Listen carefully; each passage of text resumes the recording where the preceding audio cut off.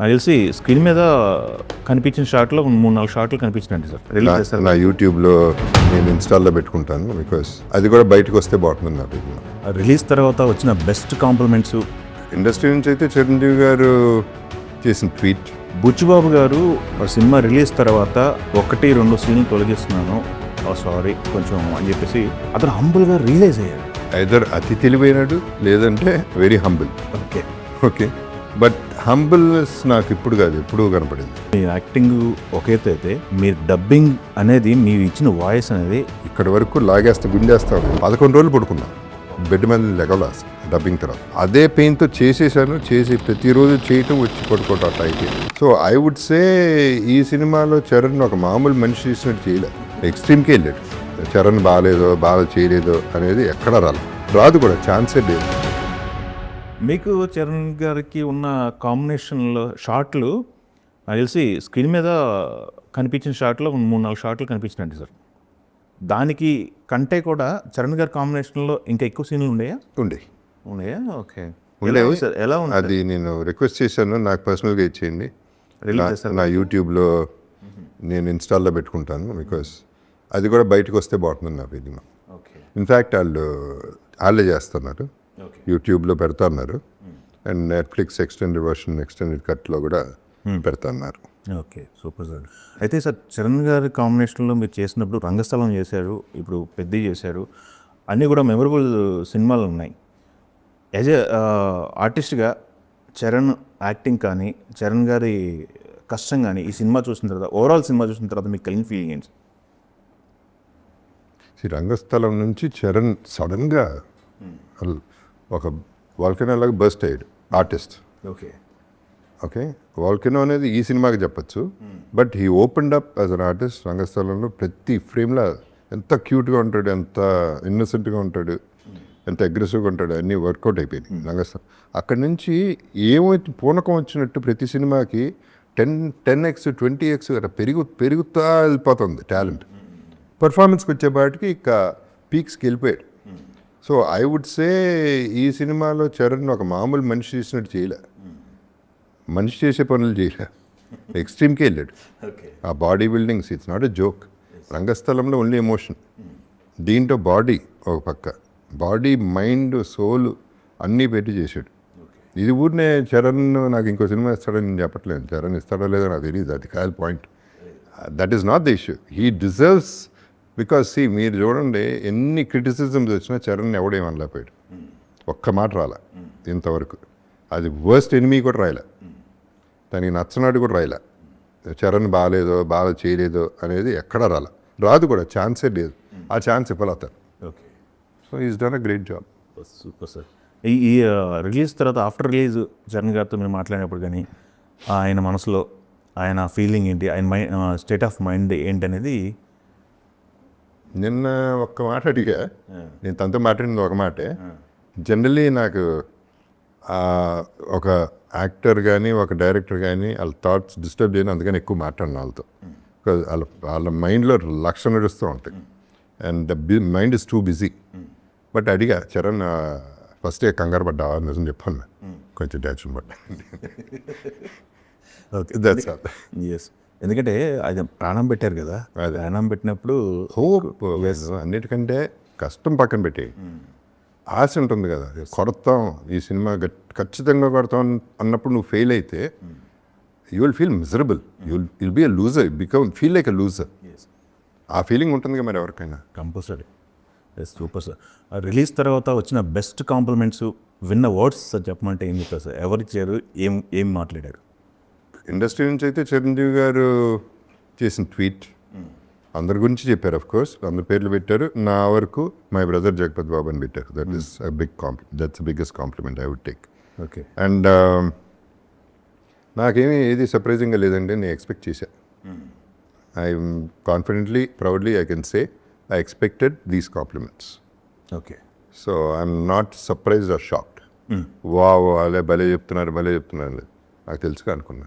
Okay, super sir. ఈ సినిమాకి collections అది ఫ్లో వెళ్తుంది, ఆ ఫ్లో ఏంటనేది అందరూ చూస్తున్నారు. బట్ ఈ సినిమాకి అప్రిషియేషన్ అనేది మస్ట్గా ఫ్యూచర్లో ఉండబోతుంది అవార్డుల రూపంలో అని చెప్పి మాట్లాడుతున్నాండి. మస్ట్ అవార్డులు అనేది మటుకి ప్రతి ఒక్క ప్రేక్షకం నోట్లోంచి వస్తున్నాయి.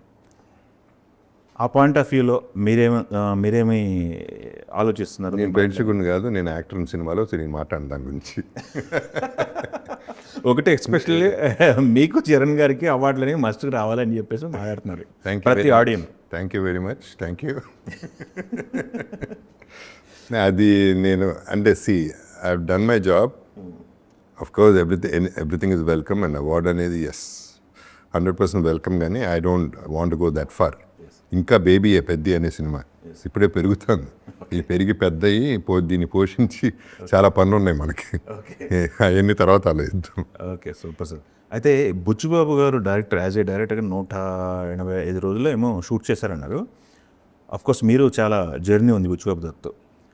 బుచ్చిబాబు గారు సినిమా రిలీజ్ తర్వాత 1-2 సీన్లు తొలగిస్తున్నాను, సారీ కొంచెం అని చెప్పేసి అతను హంబుల్గా రియలైజ్ అయ్యారు. ఎవరో కూడా ఇప్పటి వరకు నేను తెలిసి అయితే తను చేసిన సినిమా గురించి ఎవరు రియలైజేషన్గా ఇంతవరకు మాట్లాడలేదు. యాజ్ ఏ హ్యూమన్ బీయింగ్గా అతనితో పనిచేసిన వ్యక్తిగా మీరు బుచ్చిబాబుని డిఫైన్ చేయమంటే ఏం చెప్తారు సార్? ఇది వెరీ జెంటిల్ సోల్, ఐదర్ అతి తెలివైనడు లేదంటే very humble. Okay okay, but humbleness నాకు ఇప్పుడు కాదు ఎప్పుడూ కనపడింది.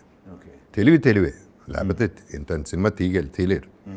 సో బట్ జనరలీ ఆల్సో తనకి మంచిగా ఉందాం, మంచి చేసుకుందాం, అందరూ బాగుండాలి, నేను బాగుండాలి అని కోరుకునే మంచి కాబట్టి తను చెప్పిన అపాలజీస్ సిన్సియర్ అపాలజీస్ అంతే.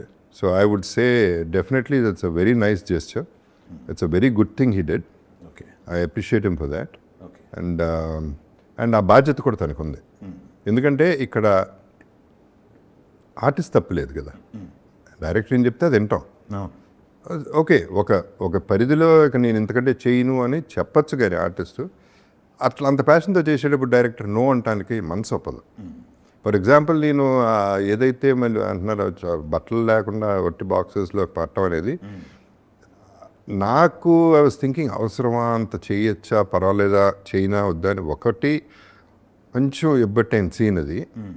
రెండోది నేను పడిన ఆ ఫాల్కి నడుము కనుక నాకున్న ప్రాబ్లంకి చిన్న ఇది వచ్చినా 1 మిల్లీమీటర్ కూడా కదలలేని తర్వాత, ఆ తర్వాత హాస్పిటలైజ్ అంబులెన్స్ రావాల్సిందే, అక్కడ కూడా కదలలేని పరిస్థితి. సో అంత రిస్కీ షార్ట్ అవుతుంది. సో అవసరమనే చిన్న డిస్కషన్ అయింది. కానీ బుచ్చిబాబు లాంటి ఫేస్ చూసి, తన ప్యాషన్ చూసి, మళ్ళీ నేను అడిగినప్పుడు సరే వద్దులే సార్ అని పాపం బాధగా చెప్తా ఉంటే, సరే చేసేద్దాం, ఏదైతే అది అవుతుంది, మ్యాక్సిమం హాస్పిటలైజ్ అవుతాం అంతే కదా అనే దీని మీద చేసేస్తాం. ఓకే, అది బుచ్చిబాబు నేచర్ చెప్పాలంటే. ఓకే, తను పాపం బలవంతం చేయడు, కానీ ఏడు మొహం వేస్తాడు, బాధపడుతున్నాడని తెలిసిపోతున్నాడు. తను బాధపడకూడదు, ఎందుకంటే అంత ప్యాషన్తో చేస్తున్నాడు. అదే ఇంకో డైరెక్టర్ చేయమని అక్కడ అవసరం లేకపోతే నేను చేయను, 100% చేయను, సారీ అంటాను.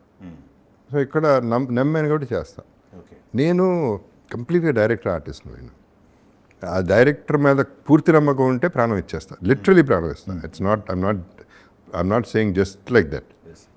చేసిన రోజులు ఉన్నాయి, అంటే పోతాను అన్నప్పుడు ఒకసారి ఫ్యామిలీని తలుచుకుని ప్రిపేర్ అయిపోయి వెళ్తా, 100% ప్రిపేర్ వెళ్తా. ఇక దీంతో పోయాను అని కూడా చేసిన షాట్లు ఉన్నాయి. సో అట్లా వెరీ ఫ్యూ ఫిల్మ్స్ అట్లా చేస్తా. అది maybe 4-5 films in my career అట్లాంటి సిచ్యువేషన్స్ వచ్చి, బట్ ఐ డిడ్ ఇట్ అని బతికమ్మా.